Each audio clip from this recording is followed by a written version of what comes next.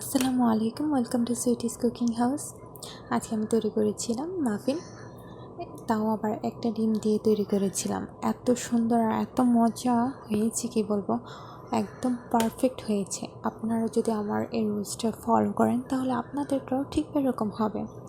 যখন তখন এক ডিম দিয়ে খুব সুন্দর মতো এই মাফিনগুলো বানিয়ে নিতে পারবেন। এটা কিন্তু খেতে খুবই মজা হয়েছিল। আপনারা দেখে বুঝতে পারছেন যে কীরকম সফট হয়েছে, আর একদম ভেঙে দেখাচ্ছি ভিতরেও কিন্তু খুব সুন্দর হয়েছে।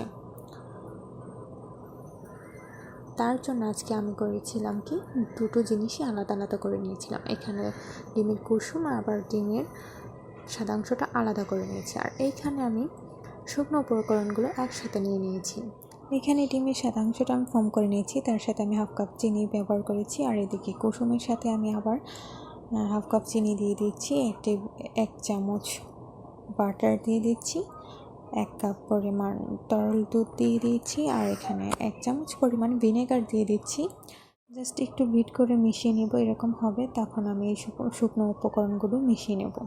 জাস্ট এই তো ব্যাটারটা ঠিক এরকম হবে। এখন আমি এর সাথে ওই ডিমের সাদা অংশটা, মানে ডিমের ফোমটা আলতো আলতো করে মিশিয়ে নেব। জাস্ট মিশিয়ে নিয়ে আমি এই মোল্ডের মধ্যে মাফিনগুলো তৈরি করব। আর এগুলো আমি এখন তৈরি করে নিচ্ছি। এর উপর আমি চকো চিপস ব্যবহার করেছি।